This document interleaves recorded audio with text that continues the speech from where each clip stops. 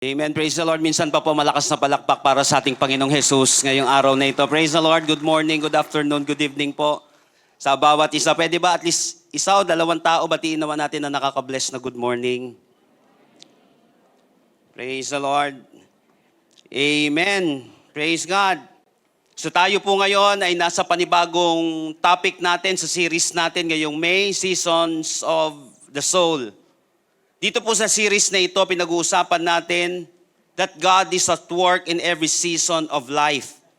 Sa bawat season na pinagdadaanan natin, importante titignan natin ang kamay ng ating Panginoon. Always remember this.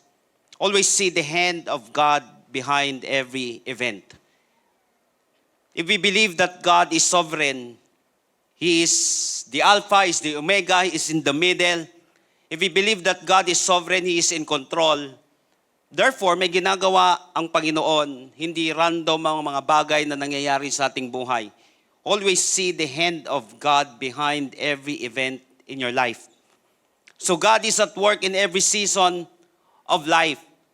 So dito po sa last topic natin before tayo mag-series break, napakagandang series break na topic natin next week, pag-usapan po natin itong ating pananampalataya sa panahon na kung saan tayo ay dumadaan sa apoy ng pagsubok. Ano ba dapat ang gagawin natin? At makikita natin paano ginagamit ng Diyos yung season of trials para palaguin tayo. Paano niya ito ginagamit if we believe that God is in control? That God is sovereign. Ngayon, paano niya ginagamit ito? Itong mga pagsubok na nangyayari sa ating buhay, lahat tayo gustong maging blessed. Pero ilan lang ang gustong dumaan sa brokenness. We pray for comfort, pero minsan pinapayagan ni Lord ang conflict. We ask for breakthrough, pero may pagkakataon na dadaan muna tayo sa breakdown or brokenness. Kaya lang kung ganito pala ang nangyayari sa atin, paano ngayon ginagamit ni Lord ito? Kasi baka minsan mapagbintangan natin na purely kaaway ang kumikilos or purely ang tingin natin ito ay punishment lamang ng ating Panginoon. Kaya nga napaka-importante ng purpose. Kinakailangan na di-discern natin yung reason behind this event. Para nang sa gayon, baka ma-rebuke natin yung isang bagay na kung saan nire-rebuild ni Lord sa atin. Baka ma-misuse natin yung isang bagay na kung saan gusto ni Lord na gamitin natin. Nangyari na po ba yun minsan na nasa kamay mo yung importanteng bagay pero itinapon mo siya kasi akala mo basura? Nangyari na ba yun na yung hawak-hawak mo na naitapon mo? Sino na sa inyo dito nakapagtapon ka ng pera? Akala mo basura, naitapon mo kaya napunit mo? Pera pala yun. O kaya importanteng bagay. Nakuha po natin siya. Baka kasi ma-misuse natin yung bagay na yon o kaya ma-misunderstood natin yung kilos ng Panginoon. Iba kasi kapag nararamdaman mo, na-discern mo, yung kilos ng Panginoon, para nang sa gayon, sumasabay ka doon at alam mo, kahit nahihirapan ka, part ito ng journey at may magandang magiging resulta ito sa akin kaysa tinatakbuhan natin ng isang bagay, hinaharap natin kasi knowing na may pag-asa after that.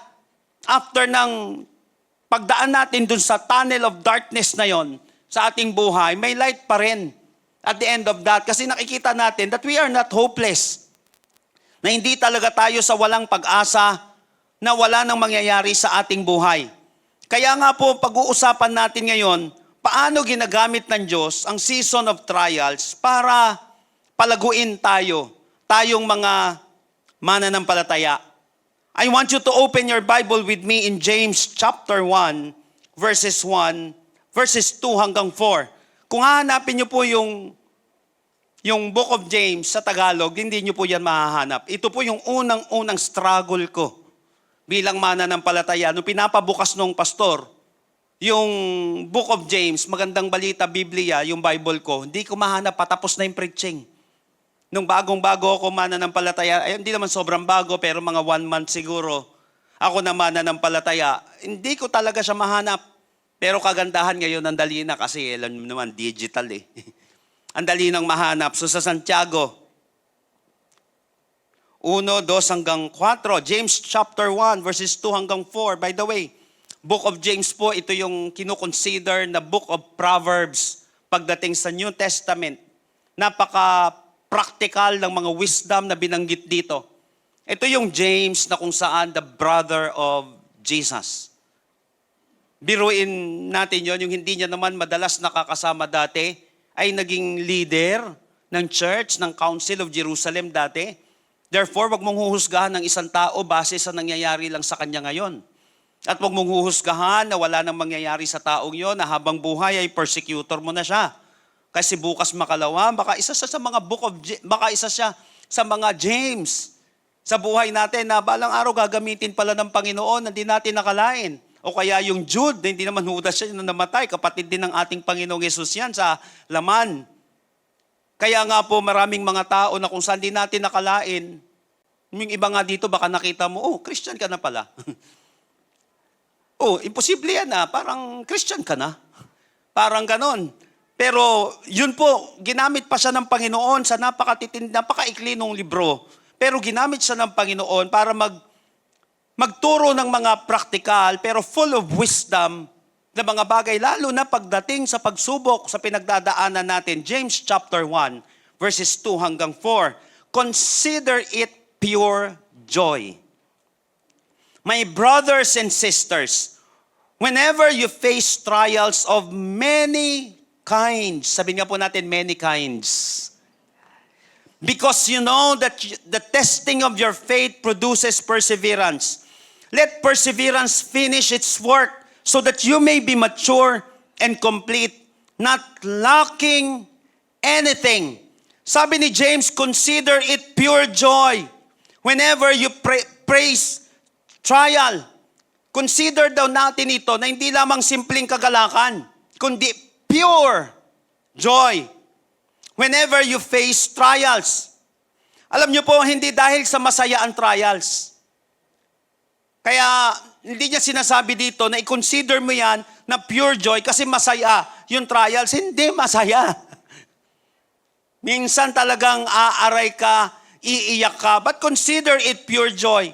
Hindi dahil sa masaya, kundi dahil may ginagawa ang Diyos habang dumadaan tayo dito. Why? Because God is more interested in your growth than in your comfort. Ulitin ko po, God is more interested in your growth than in your comfort. Kaya maraming mga hindi komportable ang buhay ngayon. Kasi may mga leader sila at may mga magulang sila na hindi hinayaan na maranasan yung uncomfortable na buhay dati. Ulitin ko po. Kaya may mga hindi komportable ang buhay ngayon. Kasi may mga leader, may mga magulang na hindi hinayaan dumaan sa uncomfortable na journey yung kanyang anak, yung kanyang disciple. Kasi ang sikreto sa komportableng buhay bukas ay uncomfortable na ngayon. Kapag ayaw maging uncomfortable ng isang tao ngayon, hindi magiging komportable ang buhay niya bukas. Pag hindi siya nasanay ng delayed gratification, kapag hindi siya nasanay ng pagtitiis, pag hindi siya nasanay ng endurance, kapag hindi siya nasanay humarap sa pagsubok o lumabas sa kanyang comfort zone, hindi magiging comfortable ang kanyang bukas. Kaya nga si Lord is more interested in your growth than in your comfort. At marami naman po sa atin dito na mga magulang at mga leaders na iintindihan mo ito. Kaya mo pinapadala ang anak mo sa eskwelahan na nagbabayad ka ng tuition. Kaya mo pinapadala ang anak mo sa eskwelahan na kung saan alam mo pahihirapan siya doon kasi may test. Kasi may discipline. Why you're not making him or her uncomfortable? Why? Because naniniwala ka na yung comfort niya bukas ay may kinalaman doon sa uncomfortable na situations niya ngayon. Nakaawa natin, that's why God is more interested in your growth than in your comfort. Ang gold hindi pinapadaan sa fire para sirain, kundi para linisin at palakasin. Ganon din ang faith natin. Dalangin ko ngayong araw na ito, kausapin tayo ng Panginoon para nang sa gayon, mas lalo natin ikalago at pakinabangan, maging dahilan na mas marami pang lessons, pagpapala, transformation sa ating buhay, yung mga pinagdadaanan natin na uncomfortable na situation. So join me in our message today entitled Faith Under Fire. Faith under fire. So how does God use the season of trials to grow us? Paano ginagamit ng Diyos itong season of trials na ito para i-shape tayo, para palaguin tayo? Paano niya ba ginagamit ito? So James reveals 3 things God develops through the fire. Sabihin nga natin, through the fire.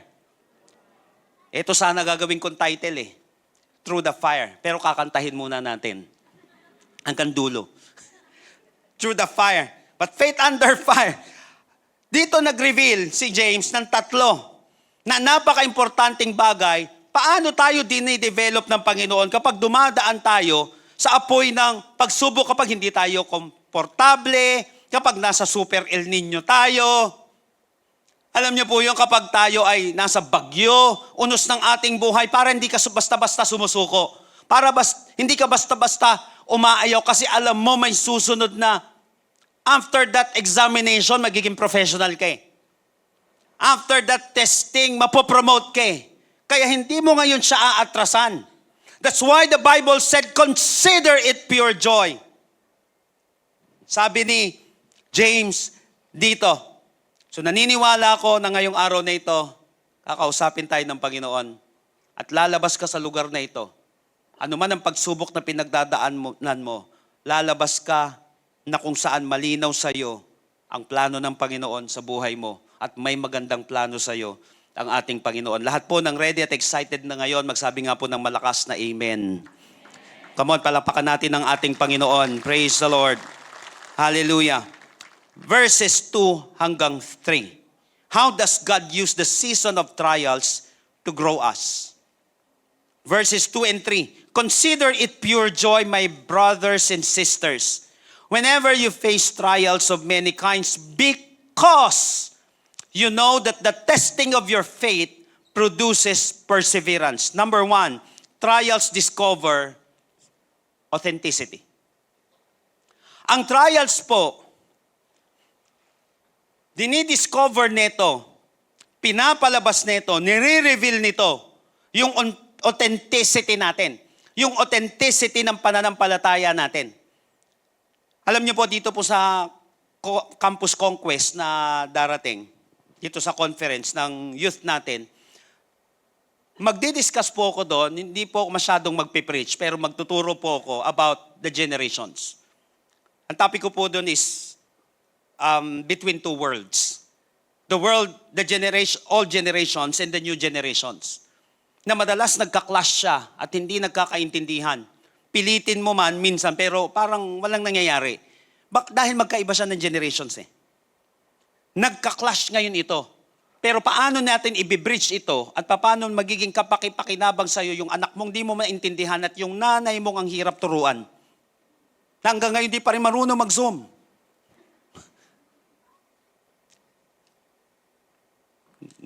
Napipindot pa rin yung angry face.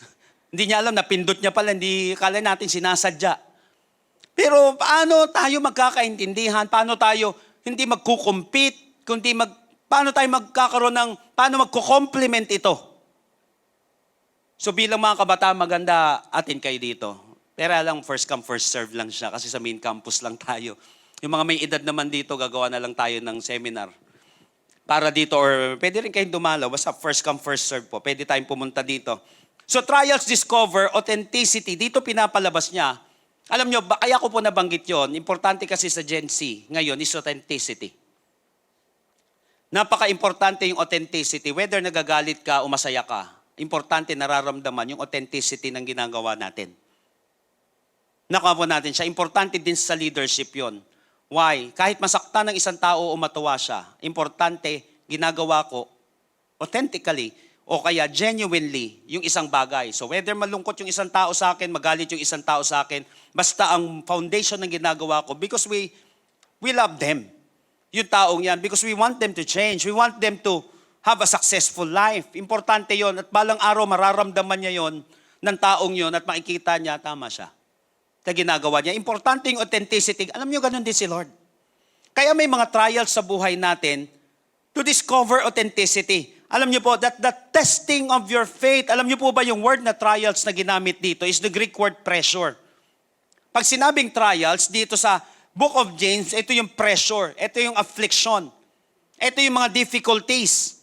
Yung testing naman, that sinabi dito, di ba, that the testing, whenever you face trials of many kinds, because you know that the testing, yung word naman na testing dito is the Greek word for refining metals. Dukimion. Ang ibig sabihin nito, proving something genuine through fire. Ipoprove mo na genuine ang isang bagay sa pamamagitan ng apoy. Kasi ganito ang ginagawa dati. So ibig sabihin, ang testing ay refining process. Ang testing, yung pagpuprove, di ba, that something is genuine through the fire. Ibig sabihin, ang testing ay refining process. Ito ay refining process. Ano to? Pressure, affliction, difficulties para mapatunayan kung genuine ang isang metal. So James is teaching that trials are not random punishment. So kapag may mga pagsubok na nangyayari sa buhay ng isang mananampalataya, hindi siya random. Hindi siya nataon lamang o nagkataon lamang. Hindi siya tinaon ni Lord para parusahan lamang ang mga anak niya. Hindi siya ganon. In fact, they are spiritual examinations. Spiritual examinations revealing whether our faith is authentic. Ibig sabihin, ginagamit ni God ang trials para i-reveal kung totoo o genuine ba talaga ang faith natin.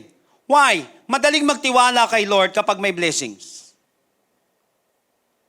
Pero ang tunay na faith nakikita kapag may battles. Madaling pumunta sa church kapag may pamasahe ka. Kung marami kang pera, pag may bago kang damit.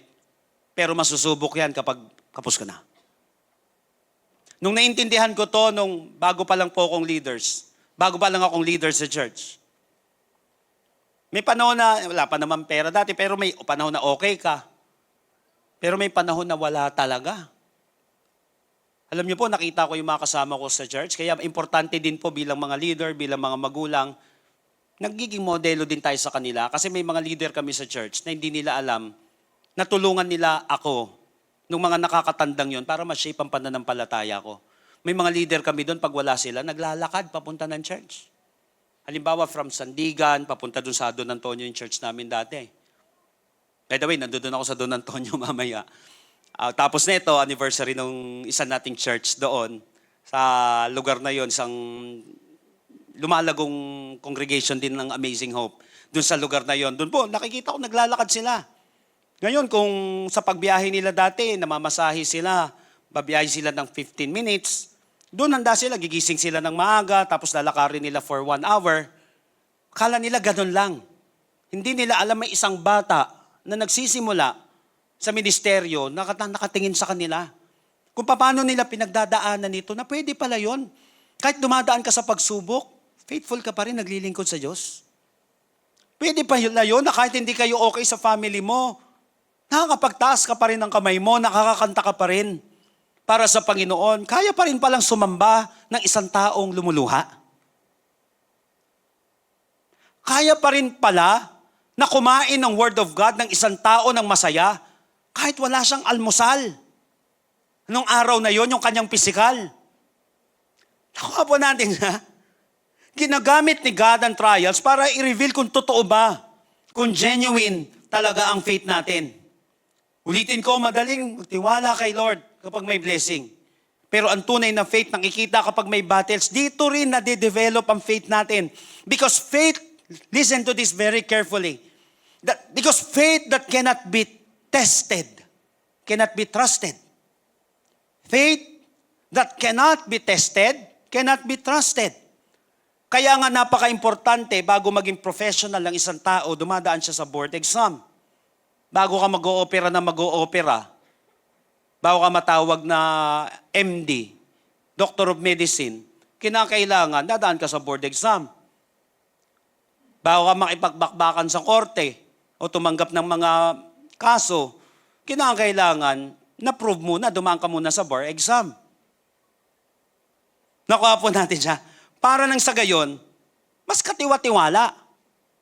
Minsan nga, ang isang tao, kahit na minsan hindi kami magkapares ng ugali o hindi mo naman kakilala yung piloto di ba?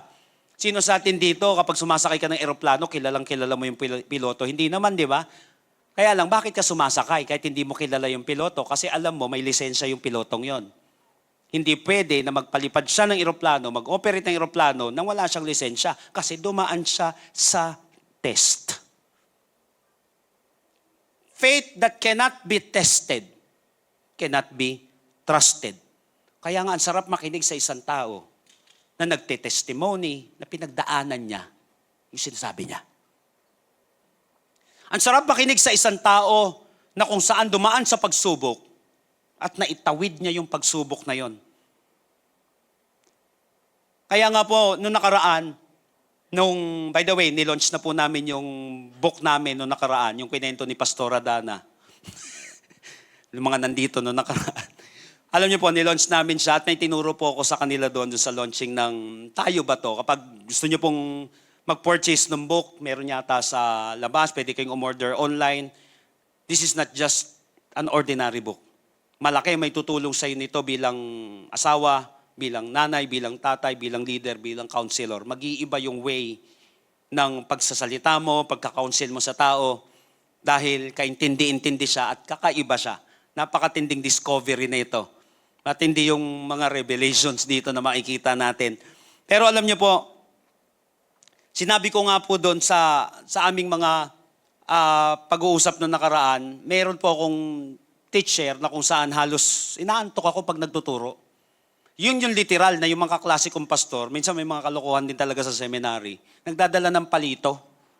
Yung pag inaantok ka na, lagyan mo ng palito yung talukap ng mata mo para wag kang matulog.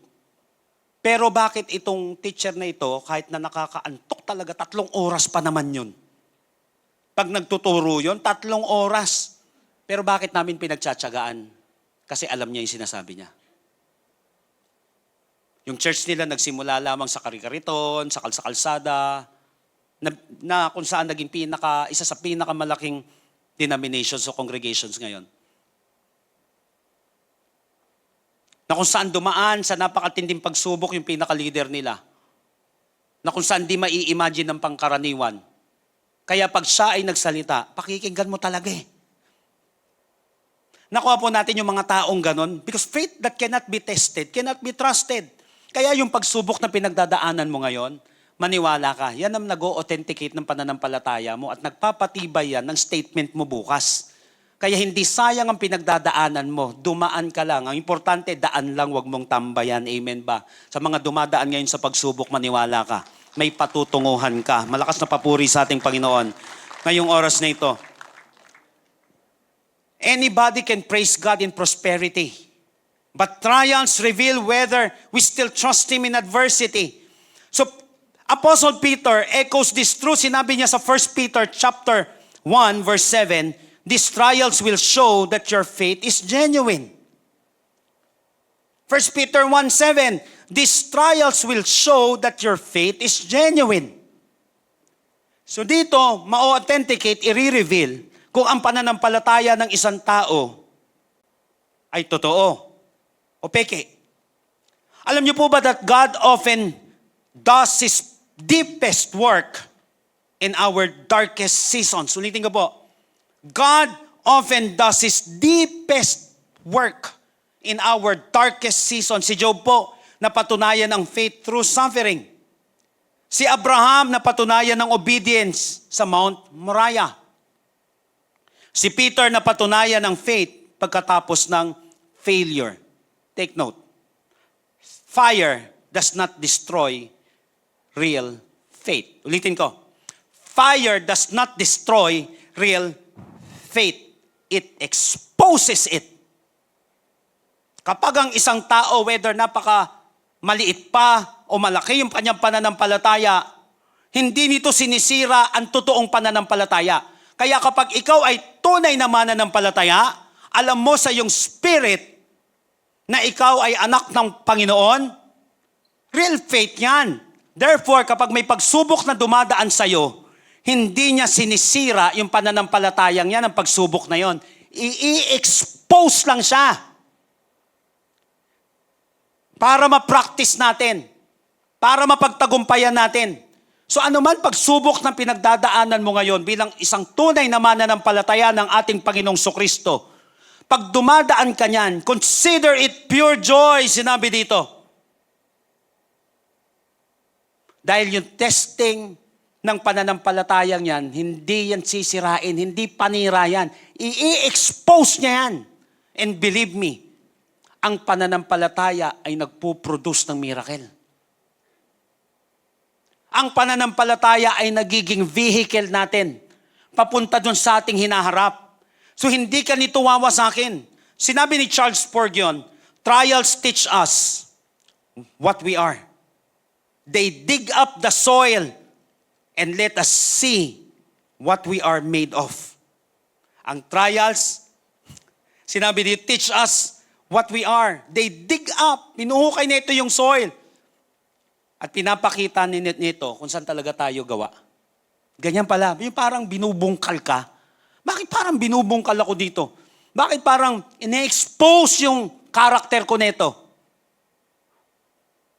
Hindi kami nawasak noon. Ipinapakita lang sa'yo, anak ka ng Diyos.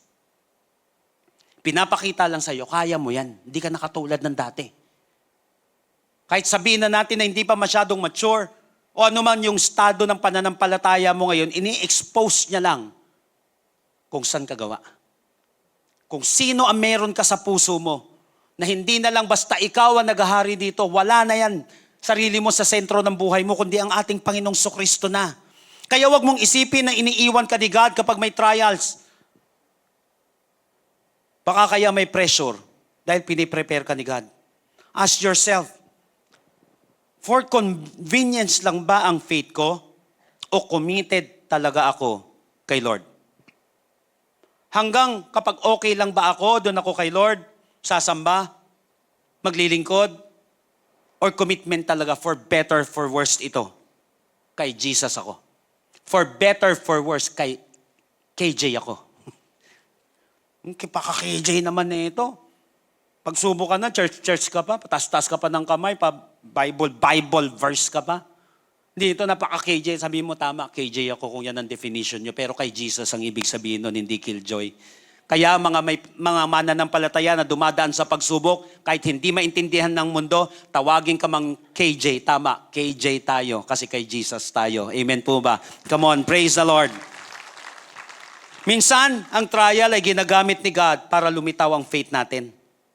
The trial may shake your life. Litin ko po, the trial may shake your life, but it can show your faith. Yung trial, pwede nitong i-shake yung buhay natin. Pero tanda mo, sa pag-shake ng trials na yan, ipapakita niyan yung pananampalataya mo. So how does God use the season of trials to grow us? Remember, the trials discover authenticity. Iba na pala talaga ako. Ang bihira, kumikilos na talaga si Lord sa buhay ko. Ang bihira, may fruit of the Spirit na pala ako. Kinakaya ko na pala to. Napansin niyo po, nadi-discover ngayon yung authenticity. Number 2 in verse 3. Because you know that the testing of your faith produces perseverance. Number 2, trials deepen consistency. Ang trials naman, pinapalalim nito. Pangalawa, yung consistency natin. Because you know that the testing of your faith produces perseverance. So God first develops authenticity, but He doesn't stop there. Because fire also trains us to remain faithful over time. Yung pagsubok pala, tinuturuan tayo nito na wag maging bugnutin. Na wag masyadong maging mainipin. Tinuturuan tayo nito ng endurance. Because the word perseverance in Greek means steadfast endurance. Ang ibig sabihin po nito nung sinabi niya, because you know that the testing of your faith produces perseverance. Ang ibig sabihin nito, ito ay ability to remain under pressure without quitting Kaling. Ability to remain under pressure without quitting. Isa po sa mga disadvantages ng mga generations ngayon, of course, may advantages at disadvantages. Bilis mag-quit. Yung kapag nabulyawan, pag napagalitan, pag nasaktan, umaayaw. Hindi man lahat. Pero unti-unting parang may ganong klaseng spirit na kumikilos. Halimbawa may 50 company dun sa sitting yon, baka 25 na pasukan niya sa loob ng 3 buwan. Hindi natin sinasabi na masama yung maglipat ng company. Ang sinasabi natin, yung lumipat ka dahil ayaw mo lang dumaan dun sa uncomfortable na trabaho. Halimbawa, may nagsabi, may nag-correct, ayaw ng rebuke, ayaw ng correction, kasi may mali naman talaga na approach sa isang tao na hindi naman talaga ka-remain. O kaya baka may mas magandang plano si Lord doon. Pero kapag hindi natuto ang isang tao, wala siyang ability to remain under pressure, hindi siya nag-quit. Kasasanayan niya yon. Because God uses trials to build spiritual consistency. Kaya pala ako dumadaan sa ganong bagay dati. Alam niyo po, kung meron mang mapanibughuin, meron ba sa atin ganito? Yung parang kapag may nasabi lang yung isang tao, ang bilis natin sumama yung loob. Bilis magtampo. Napansin ko, ganun pala ako dati. Kaya lang, dumadaan ako sa isang sitwasyon dahil, eto masakit. Yung humihingi ka ng tulong sa isang tao, may binibigay siyang tulong sa'yo. Na kung minsan may masakit na sasabihin sa'yo, kaya lang no choice ka. Kundi lunukin mo na lang yung masakit na sinasabi sa'yo kasi may itutulong siya sa'yo. Bibigyan ka niya ng baon eh. Bibigyan ka niya ng tuition. So hindi ko nakita, ngayon hindi ko po nakita na masama yung taong yun. Ginamit pala siya ni Lord sa akin. Why? Matampuhin ako eh. Alam niyo po ibig sabihin ng cutting sa pruning sa John chapter 15? Di ba kapag cutting tinatanggal? Ang pagkakaparehas ng cutting sa pruning, parehas na masakit. Yung cutting, yung walang silbi, tinatapon na yon. Pero pinuprune ka, kapag ikaw ay nagpapatuloy naman, may fruit ka para maging fruitful ka pa, para lalo ka mag-grow. Kaya lang, paano mo malalaman kung saan ka pinuprune ni Lord?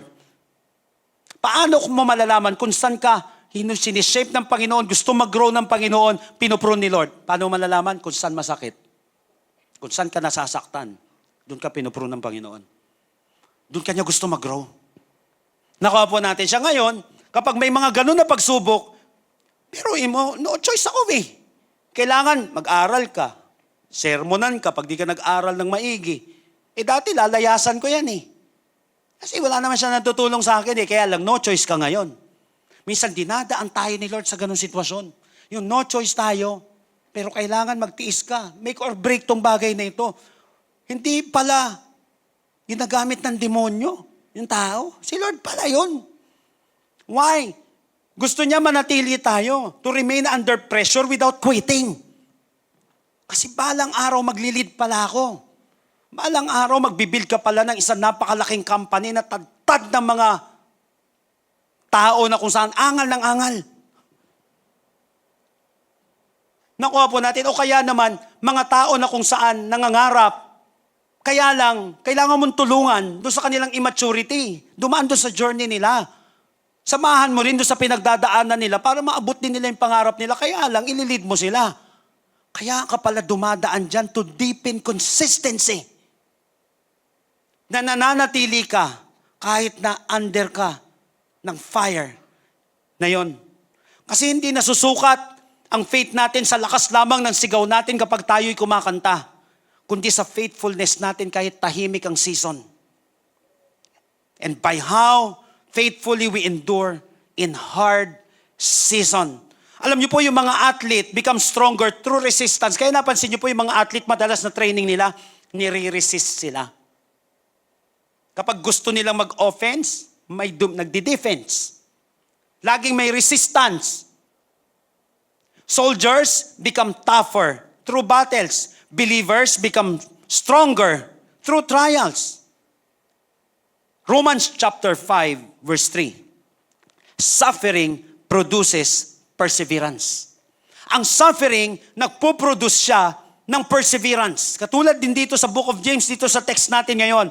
So, hindi pala basta-basta na dumadaan lamang tayo sa pagsubok. Tinutulungan tayo nito na patuloy na mag-endure. So, maraming magaling magsimula, pero ang challenge kung sino ang magpapatuloy. Ulitin ko po. Marami ang magaling magsimula, pero ang challenge, sino magpapatuloy? Sa 100 na company o sa 100 companies, 50% niya nagsasara. Sa loob ng 3 hanggang 5 taon. Lalo na yung mga startups. Majority ng startups nagsasara yan. Ang tanong ngayon, magpapatuloy ka pa rin bang magnegosyo kahit nalugi ka na? And remember that all successful people have experienced at least one major failure in life. Yung mga hindi nag-endure, yung mga araw na, dalawa lang, baka hindi naman talaga negosyante. Baka iba naman yung gusto ni Lord, o kaya naman, baka talaga, hindi pa natututo. Baka akala nila kapag nagnegosyo ka, kikita ka agad. Kaya madalas na nagdinegosyo, pag kumita, igagastosin agad nila. Huwag ka nagnegosyo kung ganun. Kasi dapat buo ang loob mo. Parang investment. Kapag nag-invest ka, huwag mo asahan, dapat next year, may kita ka na. Kaya pag may nagalok sa inyong investment, mabilisan. Hindi yan investment. Baka scam yan. Pag nag-i-invest ka, 5 taon, 10 taon, ang investment hindi bagay sa mga taong mainipin. Huwag ka mag-i-invest pag di ka sanay maghintay. Pero eventually, pag natuto ka na dyan, bibigyan ka niya ng di lamang emergency fund. Hindi ka lang niya bibigyan ng investment, bibigyan ka niya ng retirement fund mo. Hindi ka na nagtatrabaho. Tumatrabaho pa ang pera mo para sa iyo. Kaya lang, para lang yun sa hindi mainipin. Ito pala siya. Kailangan natin ng perseverance. Yung nagtanim ka ng mangga, cultivate mo kahit wala pa siyang binibigay na puno sa iyo, na bunga sa iyo. Kahit wala pa siyang binibigay na lilim sa iyo, cultivate mo lang, diligan mo pa rin. Huwag mo siyang isumpa. Ano ba naman yan? 3 araw ka na nakatanim yan, di ka pa rin tumutubo. Season na naman ka ngayon, di ka pa rin tumutubo. Pagod na ako sa'yo. Hindi mo gaganunin yung mangga, munggo siguro. Pwede ba kasang linggo, ilang araw, o ilang linggo, bibigyan ka na niya ng tubo. Pero hindi ganon. Kaya lang magpipersevere ka. Ito pala siya. Kaya pala may mga season sa buhay natin na dumadaan tayo sa pagsubok, hintay lang. Pagtiyagaan mo lang, ipanalangin mo lang. Sige, matuto ka lang. Dito sa season na ito ng iyong buhay. Because suffering produces perseverance. Stay faithful even when prayers seem unanswered. Keep obeying even when emotions fluctuate. Continue serving even when life feels heavy. Continue trusting kahit hindi mo naiintindihan na nangyayari. Don't quit habang may ginagawa si God. Because the pressure today could be preparing you for your purpose tomorrow. Yung pressure natin ngayon, baka hinahanda pala tayo ni Lord sa purpose natin bukas. Because consistency in trials produces strength for the future. Di natin alam, humuhusay na pala tayo para sa future. Alam niyo po, dati sinasabi ko po, bakit kaya kailangan ko pang dumaan dito? Wala na akong budget. Tapos bibili ko pa ng libro to. Ipangkain ko na lang kaya. Di ko naman makain yung librong yan. Pag gutom ka na, masusubok ka rin talaga eh. Di ko na makakain tong librong to. Ano ba to? Sabi ko, ba't kailangan ko bumili na ito? Tapos naiinggit ka sila na pag Jollibee, McDonald's, yung mga kaklase mo. At least busog sila. Ako nga lang, busog yung utak ko. Kaya lang at that time, titiis ka talaga. Maiinggit ka, susubukin ka. Nakuha po natin siya. Pero alam niyo po yun, tapos dumating ang panahon, naiinggit ako sa mga kaklase ko may trabaho. Kasi kapag nagpabili ng libro, yung mga professors namin, sila agad-agad, ura-urada sila nakakabili. Ako wala. Kasi 100 ka lang a week eh.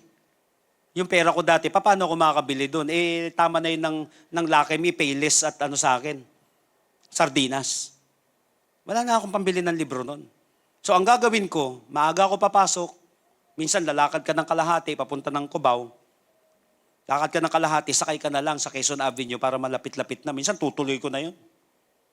Tutuloy ko na maglakad doon hanggang sa school. Maaga naman magpupunas ka na lang ng pawis.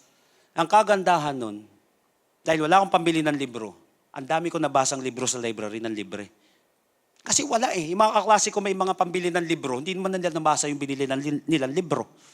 Ako pinahalaga, naglakad ako di basahin ko yan.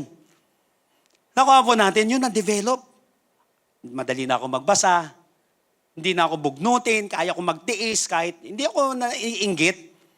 Of course, minsan may ganun, sana magkaroon din ako balang araw, pero yung gagawin kong investment kayo, magkakaroon din ako kahit 10 niyan balang araw. Pero tiis-tiis muna ngayon. Kailangan ko umatin ng seminar, kailangan ko mag-aral, kailangan ko munang ibigay yung para sa Panginoon, gagawin ko muna to. Remember that consistency in trials produces strength for the future. Mas madali na sa yung gawin. Kaya may nagtanong sa akin, ilan na po nabasa yung libro? Sabi ko, siguro more than 3,000. Pero hindi mo alam pinagdaanan ng 3,000 na book na yon. Panahon ng gutom, kasi wala ka lang magawa, wala kang pambili. Kaya kailangan mo maaga pumasok, basahin niya ng mabilisan, yung librong yan. Kaya ngayon, mabilis ko na siyang gawin. Nagde-develop siya ng strength natin sa future, kaya pala dumadaan ka dyan. Kasi balang araw magkakaanak ka na mas matigas pa sa ulo mo.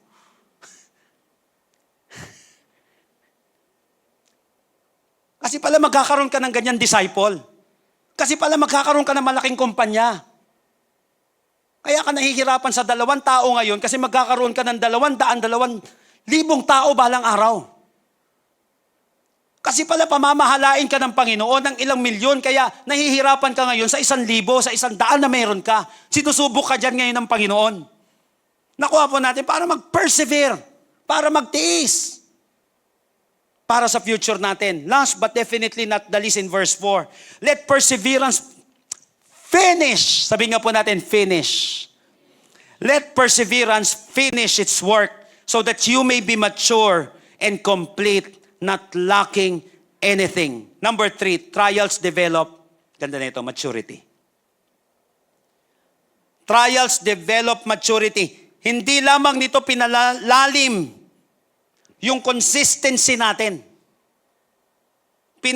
Pinalalim yung endurance natin. Yung balang araw, alam mo yon, bago ako tumuloy dito sa maturity pinapalalim yung consistency mo, yung hindi ka na mabunot. Masamba ka pa rin kay Lord. Natural na sa'yo yung ginagawa mo. Tuloy pa rin yung pagdinegosyo mo, ilang beses ka na nagkahirap-hirap dyan, nagkandalugi-lugi. Tuloy pa rin yung ginagawa mo, na yan sa company ninyo. Nagsusumikap ka pa rin. Bakit ang hirap mong bunutin? Tumambay ka na lang. Hintay na lang, manghingi na lang tayo sa mga tao. Huwag na tayo magsumikap. Bakit ayaw mong gawin yon? Bakit kinakaya mo? Kahit may pagsubok, ang lalim mo na pare. Ibig sabihin nun. Sabi mo nga sa katabi mo, ang lalim mo. Hindi na mabunot Kasi kaya malalim yung taong yan. Kaya hindi na mabunot-bunot yan. Sa dami ba naman ng pagsubok na pinagdaanan pero hindi sumuko. Ganyan ang epekto ng mga taong hindi sumusuko sa Panginoon. Lumalalim, nagpapatuloy at hindi basta-basta sumusuko. Come on. Praise the Lord. Pangatlo, sinabi dito, let perseverance finish its work so that you may be mature and complete, not lacking anything. Ang trials ay nagde-develop siya ng maturity. Because God develops hindi lamang siya nagde-develop ng authenticity, hindi lamang ito nagdidipin ng ating consistency, pero may mas malalim pang goal si Lord. Ito yung spiritual maturity natin. Alam niyo po, yung word na mature dito in Greek means complete. It means whole. It means fully developed. So God's purpose in trials is not merely to make us comfortable, but to make us Christ-like. Kaya pala may pagsubok, ito, ganda na ito. Hindi lamang para maging komportable tayo, kundi may pagsubok para nakikita si Lord sa buhay mo. Maturity. Because ang ultimate definition ng maturity, listen to this, is Christ-likeness.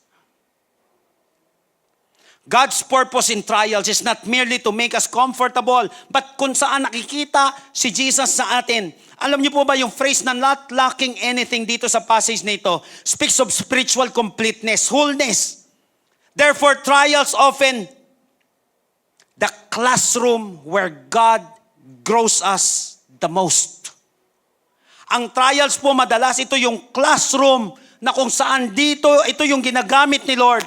Siya yung teacher. Ang classroom natin, trial. Tayo ang estudyante ng Panginoon.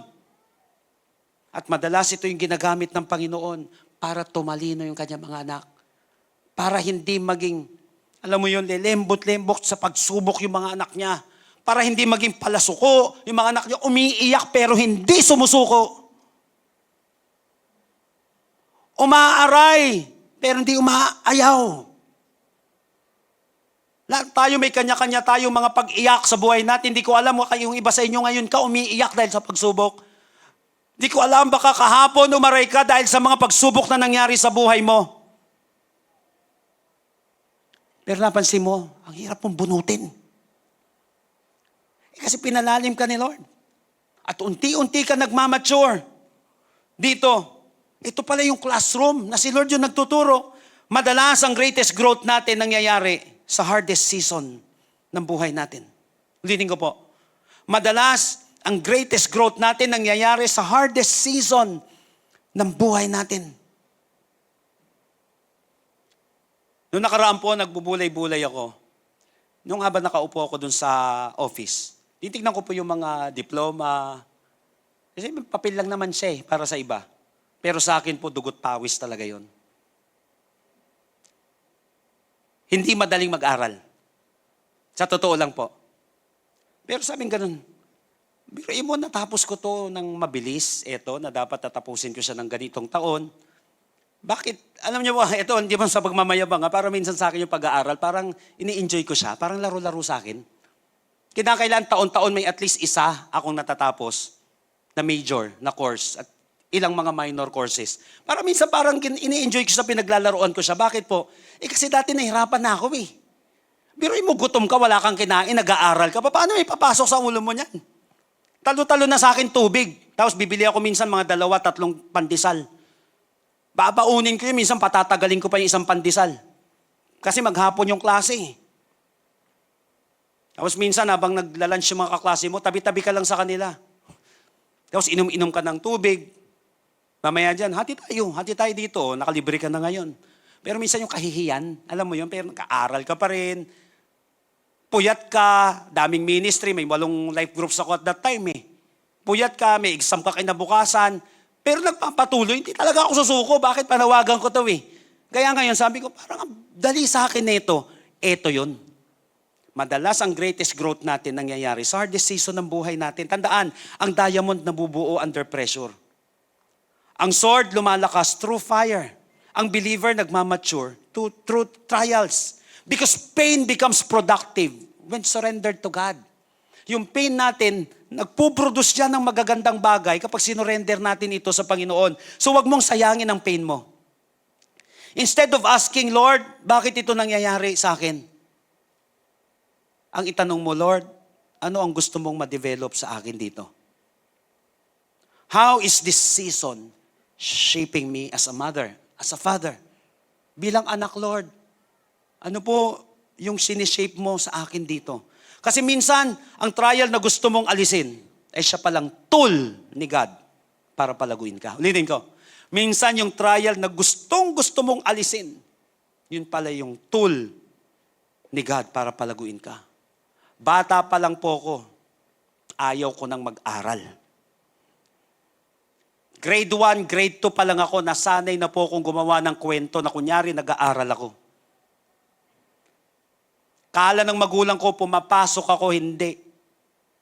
Binibili ko ng gagamba yung baon ko. Binibili ko na yung mga palabunutan ng sisiw, yan. Kung ano-ano. Tapos nung high school, puro sa mall. Ako yung taong ayaw na ayaw ko mag-aaral. Talaga. Gusto kong tanggalin sa buhay ko yung pag-aaral.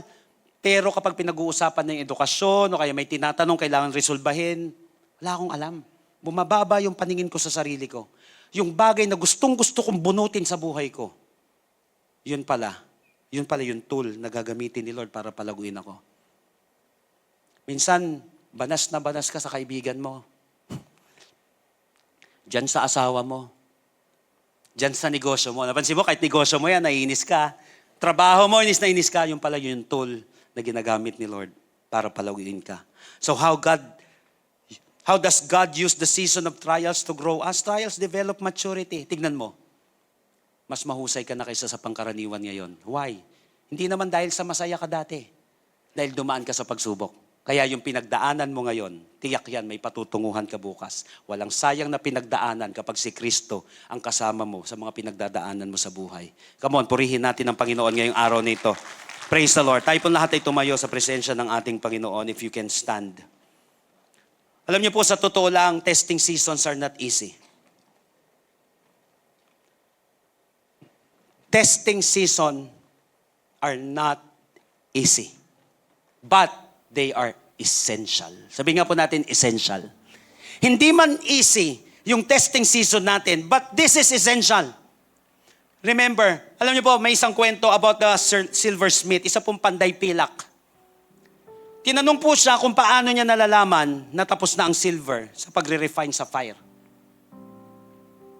Paano mo malalaman kapag tapos na yung silver na yan, dyan sa pagre-refine mo dyan sa apoy na yan?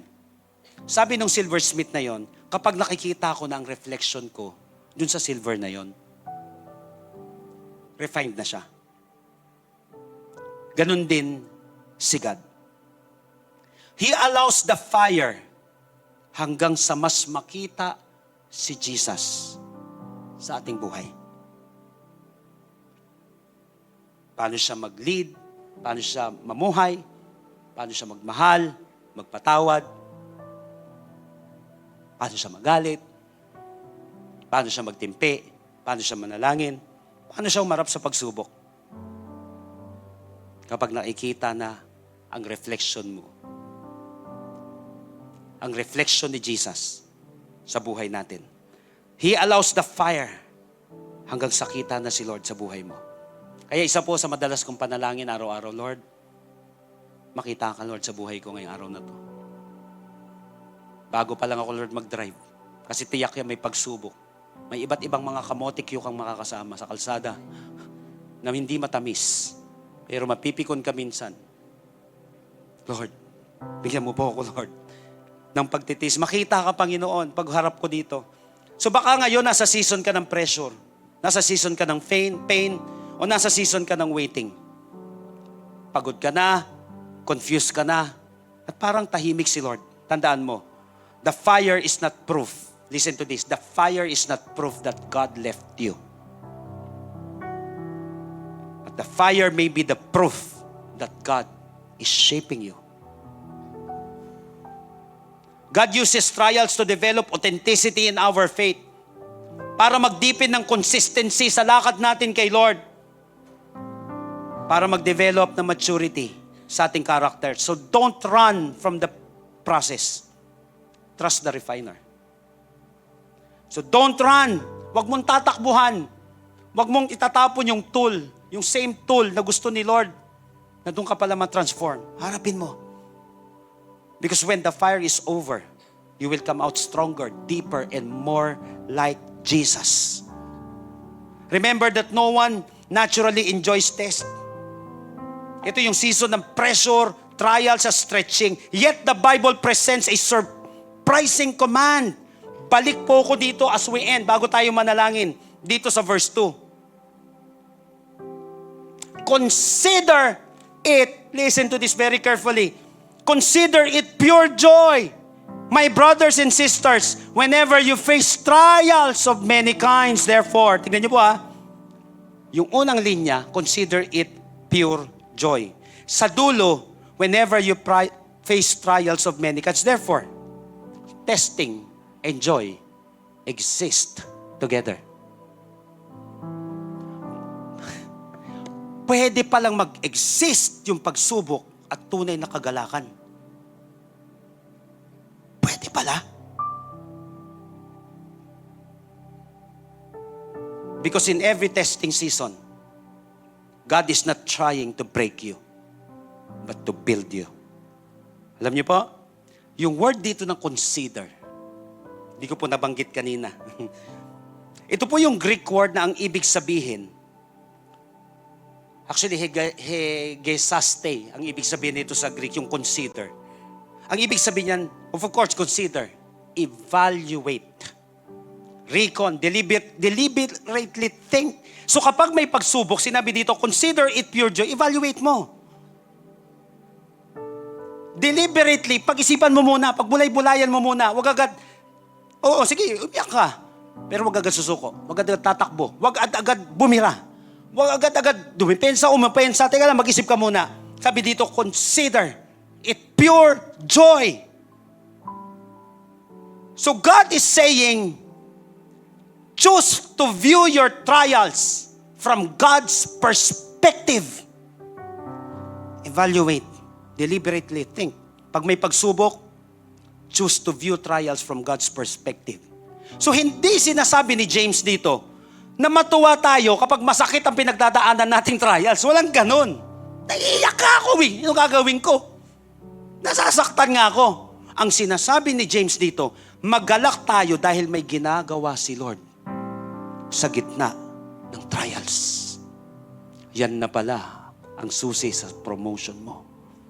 Yan na pala ang susi sa next level ng buhay mo. Yan na pala ang susi sa God's will mo. Yan na pala ang susi sa transformation mo. Ang kagandahan dito, choose to view trials from God's perspective. Hindi ka iniiwan ni Lord. He is faithful sa kalagitnaan ng pagsubok mo. I want you to close your eyes right now. Sa iyo na dumadaan sa iba't ibang pagsubok. Sa atin na nandirito ngayon, na dumadaan sa sapin-sapin na pagsubok sa buhay, samahan nawa tayo ng Panginoon. Magbulay-bulay ka sa mga napag-usapan natin ngayon. And let the presence of God touch you right now. Ikaw saan ka si Lord ngayong oras na ito? Usapin mo si Lord. And for all of you right now, maybe this is your first time na na-invite, napunta dito kahit wala kang kasama. Matagal ka nang ini-invite, bakit ngayon pa ako napunta dito? Hindi nagkataon ito. Tinaon to ni Lord. Mahal ka ng Panginoon. Nais kang samahan ng Panginoon sa iyong mga pinagdadaanan. But make it sure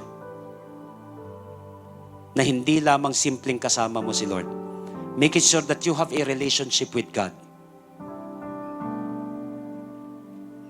If you're this person right now, maybe lubog ka sa isang sitwasyon at sinasabi mo ngayon, Lord, save me.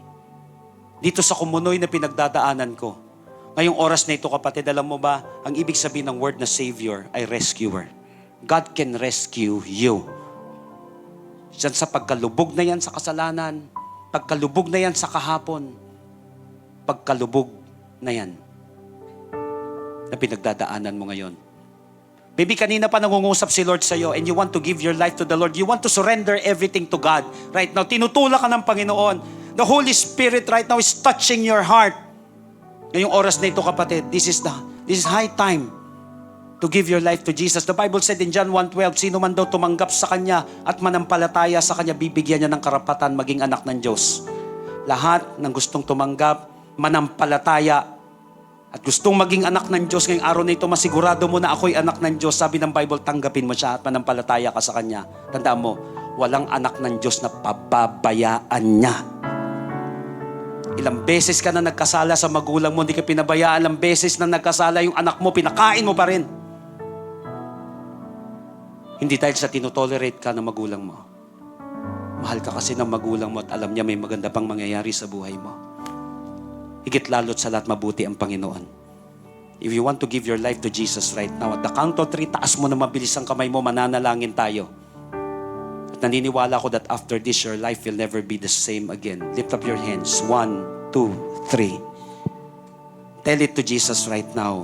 Lord Jesus, Lord Jesus, come into my life. come into my life. I surrender my heart to you. I surrender my heart to you. I admit that I'm a sinner, I admit that I am a sinner, but I believe that you are my Savior. but I believe that you are my Savior. Starting today, Starting today, be the Lord of my life. be the Lord of my life. Save me. Save me. In Jesus' name. In Jesus' Amen.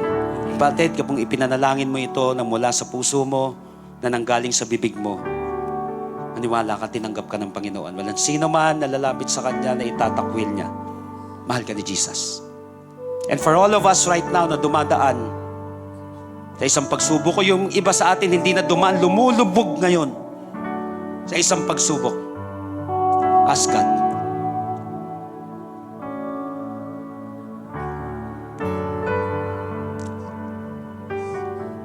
Lord, I pray for everyone today. In the name of Jesus, iahon mo po, Panginoon, ang bawat isa na dumadaan sa pagsubok na ito, na makita niya, Panginoon, ang hindi punishment, Lord. Because, Panginoon, maybe this is a pruning season para sa Kanya. This is a preparation, Panginoon, na season para sa Kanya. In the name of Jesus, ipakita mo po, Panginoon, yung vision mo para sa Kanyang buhay. In the name of Jesus. Right now, dear Holy Spirit, I pray that you envelop this place. In the name of Jesus, heal every sickness right now.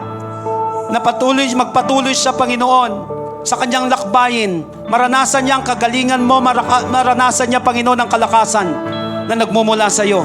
In the name of Jesus, I pray, God, for your presence right now. For these people, Lord, na patuloy na nakakapit, Panginoon, kahit na dumadaan sa pagsubok. Ngayong oras na ito, kapatid, I will give you 30 seconds to 1 minute. Ikaw lamang at ang ating Panginoon. Just ask God. Trust God right now.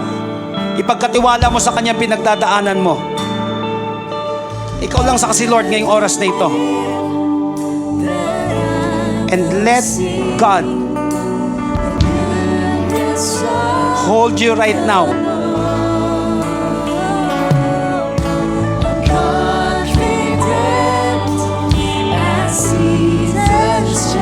Somebody in this place, the Lord is reaching out to you. Nais ka niyang bunutin dyan sa pagkakalubog na yan. Lapit kay Jesus ngayong oras na ito. Nais kang i-prune ng Panginoon. Nais ka niyang mag-mature dyan sa pinagdadaanan na yan. Hindi sa pinabayaan ka ng Panginoon. God has a better plan for you.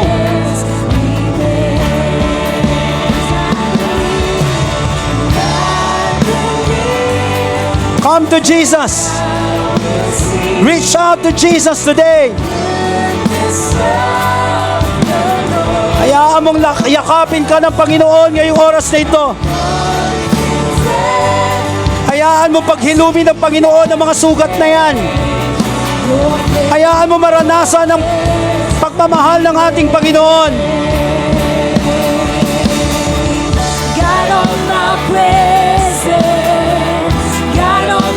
Mahal ka ni Jesus. Walang susuko. Sa panahon na nahihirapan, patuloy kang sumamba. In everything, give thanks. Because God is with you. He's not against you. He is for you. Oh, Jesus. Just hold on to the promises of the Lord.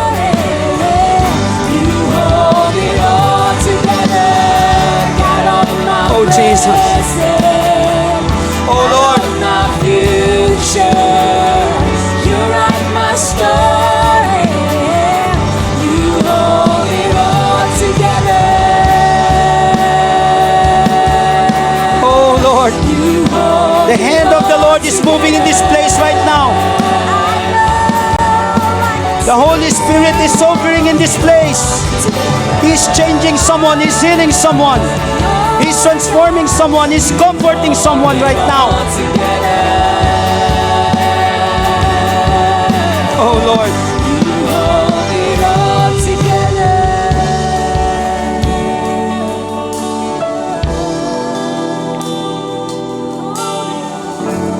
Consider it pure joy, my brothers and sisters, Wherever you face trials of many kinds, because you know that the testing of your faith produces perseverance. And let perseverance finish its work so that you may be mature and complete, not lacking anything. Akala natin inuubos tayo pag may pagsubok. Yun pala piniprepare ka ni Lord para mapuno, not lacking anything. Makikita mo na akala mo na uubos ka na, bukas makalawa umaapaw ka na. Dahil sa kasiyahan, kagalakan, pasasalamat, papuri, pagpapala ng ating Panginoon. Mahal ka ni Jesus. Hayaan mo lang si Lord kumilos, manampalataya at kumapit sa Kanya. Let perseverance finish its work so that you may be mature and complete, not lacking anything. Salamat po sa paghahanda sa amin para sa isang nag-uumapaw na buhay, Panginoon. Salamat po. Itong apoy na ito ng pagsubok, Panginoon, dito mas lalong lilinis at makikita yung kapangyarihan mo, Panginoon, na kumikilos sa aming buhay. Salamat po. Sa iyo po ang aming pasasalamat. Sa iyo po ang aming papuri. Sa kabila ng pagsubok, kayo pa rin, Panginoon, ang siyang aming pupurihin at sasambahin. Ito po ang aming panalangin sa pangalan ni Jesus. Lahat po'y magsabi ng Amen and Amen. Lahat ng pinagpala ng Panginoon, purihin natin siya ngayong oras na ito. Praise the Lord. Amen. Praise God. Sige po, palakpakan po muli natin ang ating Panginoon. Amen. And I believe that patuloy tayong tinuturuan ng ating Panginoon sa lahat ng pinagdadaanan po natin. And this series po, the month of May, ay napakaganda po. And I believe doon sa mga pinagdadaanan po natin in hard things, problems, and trials, katulad po ng salita ng ating Panginoon, hindi ho tayo iniiwan ng ating Panginoon. Siya po ay tapat. Amen? At ngayon po, tayo po ay dadako sa pagbabalik sa ating Panginoon to give our offering, return our tithes. And this is the sign of our faith in our God. And God remind me kanina po habang nakikinig po sa salita ng ating Panginoon, ang mananampalatayang sa ating Panginoon bilang isang anak ng Panginoon, dumadaan tayo sa mga problema, sa Diyos tayo lumalapit at sa Diyos tayo kumakapit. Amen? I believe maybe some of us right now, ikaw ay dumadaan sa mga kakulangan, sa mga bagay na talagang lumalapit at kumakapit at nananampalataya sa Panginoon dahil ang Diyos lang ang kikilos. This is the Word of God. Patuloy tayong maging tapat. Sa katapatan mo, kapatid, doon kumikilos ang ating Panginoon. Diyan po sa inyong kinaupuan, meron po tayo diyan mga sobre. At diyan po, prepare po natin, sulat po natin ang ating mga pangalan. Even in our expansion, our pledge, na sinulat po ng mga nakaraang buwan. At ito ay bibigay natin dahan-dahan. Depende po sa inyo kung paano nyo po ito makumpleto, inyong bow. At naniniwala po ko sa inyong sitwasyon, nakikita po ng ating Panginoon ang inyong kalagayan at ang inyong katapatan. Basahin ko lang po ulit yung verse 4 in James chapter 1. Sabi po doon, let perseverance finish its work so that you may be matured, complete, and lack nothing anything. Napansin po natin, yung pinagdadaanan po natin ay ginagamit ng ating Panginoon para tayo ay lalong maging matured, maging kompleto yung pananampalataya, unawa at pagkakilala natin sa ating Panginoon. At napakaganda po nung dulo, lack nothing anything. Tatandaan po natin, kontrolado, our God is the source of everything. I don't know kung yan ay healing, finances, promotion, pantuition, maniwala at manampalataya ka sa ating Panginoon. Kumikilos ang ating Panginoon. Amen? At sabi po in 1 Corinthians chapter 16 verse 2, every Sunday, nakalagay po sa ating sobre, each of you make an offering and put in safekeeping, be as generous as you can. Ito po ang ating katapatan at pagsamba sa ating Panginoon. At tayo po ay nagtitiwala at naniniwala na ang Panginoon ay kumikilos po sa ating mga buhay. Hawakan po natin ang ating tithes and offering, even yung expansion, pledge po natin, and then let's pray. Heavenly Father, thank you for your word, really God. In your word, in Romans 10:17, in your word is the beginning of our faith. Maraming salamat po, Panginoon, that we enlarge our capacity to understand you more. We know you more, God, na kumikilos. Even, Lord, sa mga bagay na hindi namin naintindihan, ito ibinibigay po namin sa inyong makapangyarihang kamay. Lord, this is our life. This is our offering, Panginoon. This is our tithes, God. This is our seed offering to you. Lord, bless those life, those hand. Alam niyo po ang kalagayan at katayuan, Panginoon, ng bawat isa. Ang kanilang pinagdadaanan, Panginoon. Lord, be with them, encourage them, give them wisdom, Lord, in every decision they make. And I believe, God, there's an healing flow in their prayers, in their situation, finances, Panginoon, na magpro-provide because you are Jehovah Jireh, God. At kayong patuloy na kumikilos sa aming buhay, Panginoon. Even, Panginoon, in different kind of situation of our life, you are working, O God. Lord, maraming salamat, Panginoon. Patuloy na maitas ka sa aming buhay, sa aming situation, Panginoon. At really, God, we are excited what you are doing. Dahil naniniwala po kami, nananampalataya po kami sa inyo, hindi nyo kami ipapahamak, Panginoon, ngunit dadalhin nyo kami sa magandang plano na nilaan nyo para sa bawat isa. Purihin po kayo, dakilain po kayo sa pangalan ni Jesus. Amen and amen and amen. Pwede na po tayo magbigay sa ating Panginoon.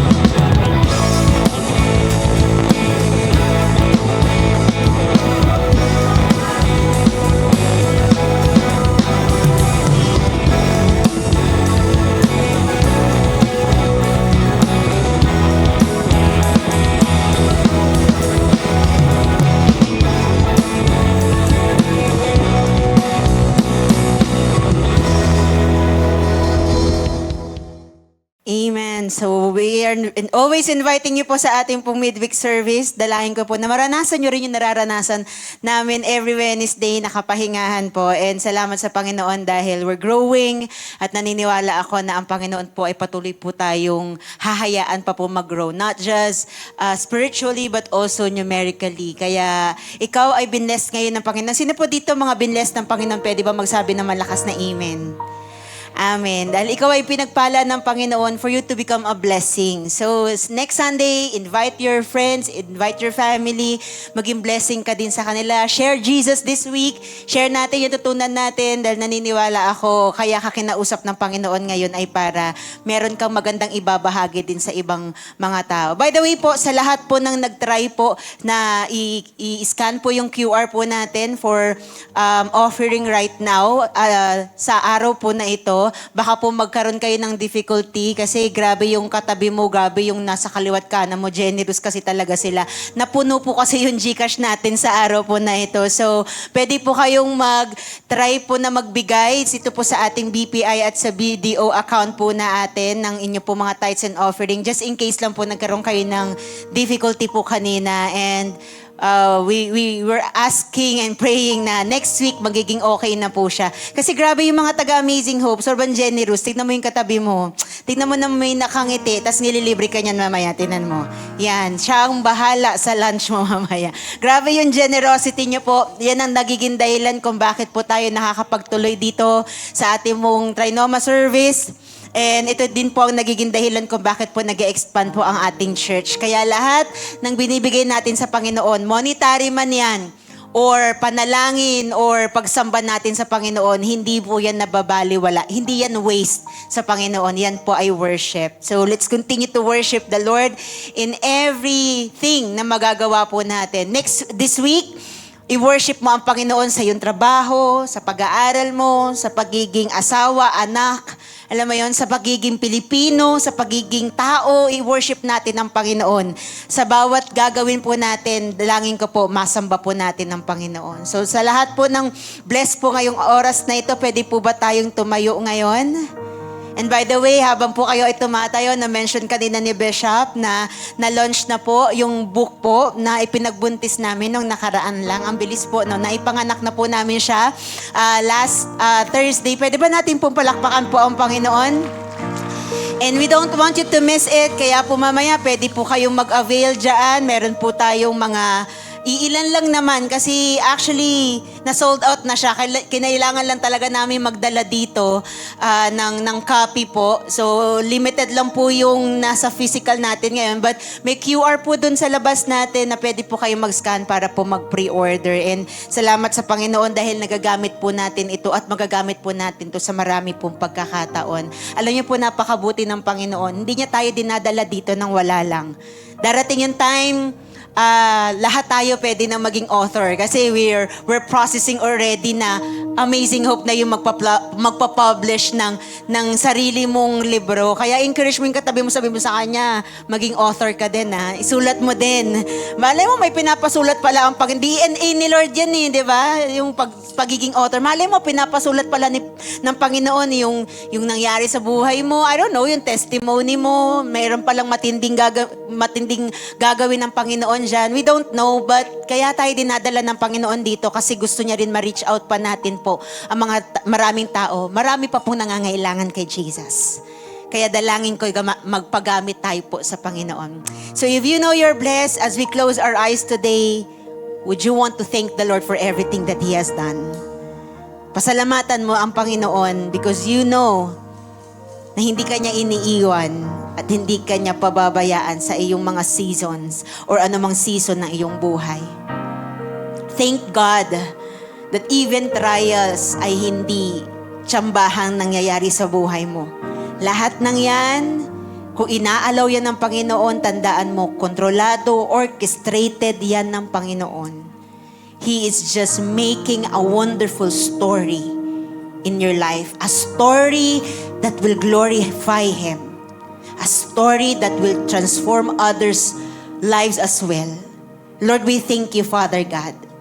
Thank you, Lord, kasi sa season po namin at sa series po namin na ito, naunawaan namin na walang tapon, walang sayang sa mga nangyayari sa buhay namin hanggat ikaw po ang aming kasama.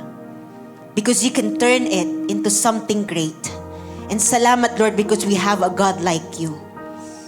That you can turn yung messy na buhay namin into a wonderful message, God. Yung testing namin, you can turn it into a testimony. Salamat, Panginoon, because you are the greatest author of our lives. And Lord, lalabas kami ng lugar na ito, Panginoon, more than blessed.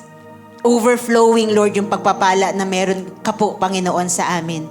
The reason behind that is because you want us to become a blessing. So Lord, hayaan mo kami maging channel of love, maging channel of forgiveness, maging channel ng healing, ng salvation, Lord, as we share you to other people as well. At dalangin ko, Panginoon, this week, I pray that you bless your people, God. Lord, kung meron man sa amin dito, meron siyang i-close na deal this week, Lord, let it be done in the name of Jesus. Lord, I declare healing also sa mga meron pong karamdaman ngayon, or maybe siya yung umattend dito, pero ipinapanalangin niya po yung mahal niyang sa buhay, Panginoon, na nasa bahay, Panginoon, na may karamdaman. Lord, ma-honor ka po ng pananampalataya niya. We declare healing sa kasama niya po, Panginoon, sa bahay, O God. Lord, I declare also favor and breakthrough, God. Sasamahan, Lord, ng pabor mo ang iyong mga anak this week. Mararanasan nila, Lord, yung tindi, Panginoon, ng grasya mo, yung tindi, Panginoon, ng favor mo, Panginoon, sa kanilang lahat. Salamat po, Panginoon. And if you may, as you receive this, I want you to raise your hand right now. Receive this benediction from the book of Numbers. And when you say, I receive, kagaya ng pag-receive mo kanina ng word ng Panginoon, I want you to believe in it. And I want you to apply it in your life. I want you to take it, claim it. Kasi ito ay mangyayari sa iyong buhay. Amazing people of God, may the Lord bless you and take care of you. I receive. May the Lord be kind and gracious to you. I receive. And may the Lord look on you with favor and give you peace. I receive. Father, we receive all these things in the mighty name of Jesus. And everybody will say aloud, Amen. God bless everyone.